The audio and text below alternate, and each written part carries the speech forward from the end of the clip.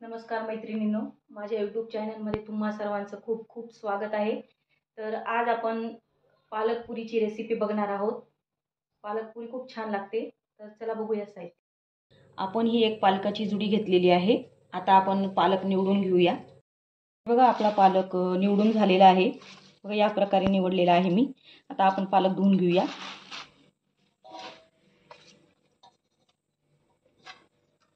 एकदम स्वच्छ धुवून घ्यायचा आहे पालक। पालकात कधी कधी माती खूप राहते, त्यामुळे स्वच्छ धुवून घ्यायचं आहे। असं खळखळ पाण्यात धुवून घ्यायचं आहे। आता आपण तो काढून घेणार आहोत। बघा की गढूळ पाणी निघत आहे, असं व्यवस्थित काढून घ्यायचं आहे सगळं पाणी। हे बघा मातीचं पाणी झालेलं आहे, कितीतरी माती।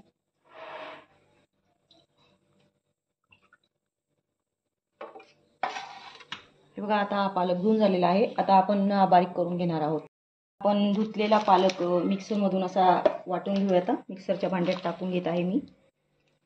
बघा कोणी कोणी पालक शिजून पण करतं, पण त्याचा कलर एवढा छान येत नाही, त्यामुळे आपण कच्चाच पालक मिक्सरमधून बारीक करून घेणार आहोत। त्याची पेस्ट बनवून घेणार आहोत। हे बघा आपला पालक बारीक करून झालेला आहे। आपण त्यात थोडंसं पाणी ॲड केलं होतं आणि मग बारीक करून घेतलेलं आहे। आता आपण याच्यासाठी पीठ बघूया कोणतं लागतं। हे बघा आपण हे गव्हाचं पीठ घेतलेलं आहे। 2 वाट्या गव्हाचं पीठ घेतलेलं आहे। आता आपण त्यात ही पेस्ट टाकून घेऊया। बघा पालकाची पेस्ट।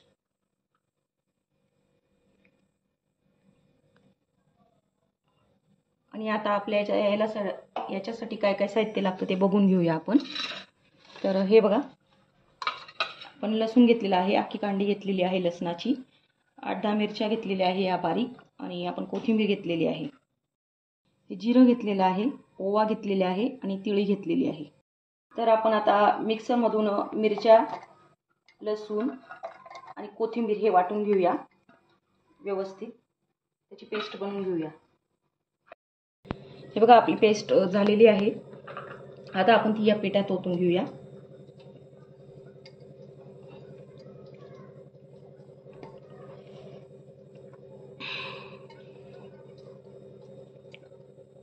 आणि आपण यात आता हे जे आपण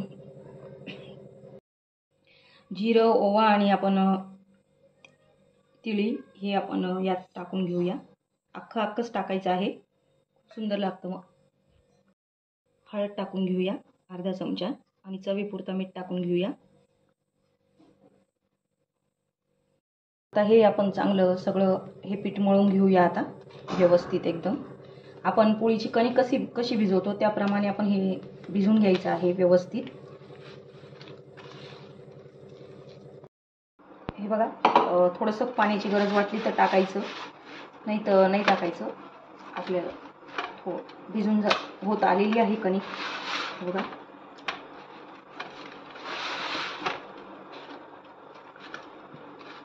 आपली कणिक व्यवस्थित भिजून झालेली आहे। आता आपण ही 10 मिनिटांसाठी झाकून ठेवूया। 10 मिनिटात आपण हे पीठ उघडूया। आपले 10 मिनिटं झालेले आहेत। आता हे बघा पीठ चांगलं छान झालेलं आहे। आता आपण पुऱ्या लाटून घेऊया। आपण आधी तेल तापवायला ठेवून देऊया। आता आपण कढई ठेवली आहे, आपण तेल टाकून घेऊया। गरम होण्यासाठी ठेवून दिलेलं आहे आपण आता तेल। आता आपण पुऱ्या लाटून घेऊया। थोडंसं पोळपाटला तेल लावून घ्यायचं आहे आणि आपली ही कणिक चांगली मळून घ्यायची आहे पुरीची।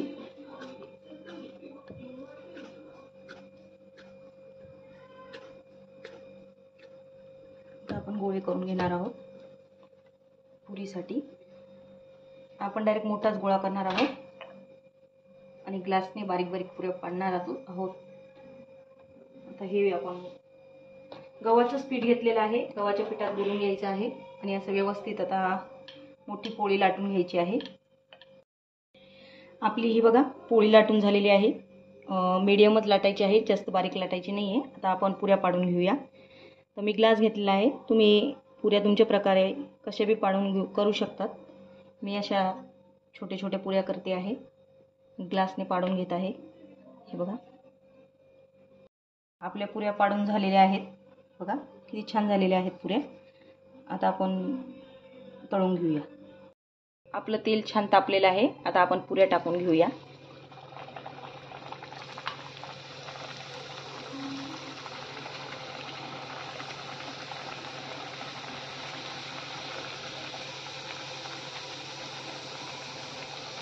बघा आता आपण उलटून घेऊया पुऱ्या. बघा किती छान फुलत आहेत पुऱ्या, एकदम टम फुलत आहे. पुरी आपली मीडियमच लाटायची आहे आपण, जास्त बारीक आणि जास्त जाड पण नाही करायची. बघा आपल्या पुऱ्या तळून झालेल्या आहेत. आता आपण त्या काढून घेऊया. हे बघा आपल्या सगळ्या पुऱ्या तळून झालेल्या आहे. हे बघ किती छान फुगल्या होत्या. बघ किती छान फुगलेल्या आहेत. तर नक्की ट्राय करा माझ्या या पद्धतीने पालक पुरीची रेसिपी. माझे व्हिडिओ जर आवडत असतील तर माझ्या चॅनलला सबस्क्राईब करा, लाईक्स करा, कमेंट करा. धन्यवाद.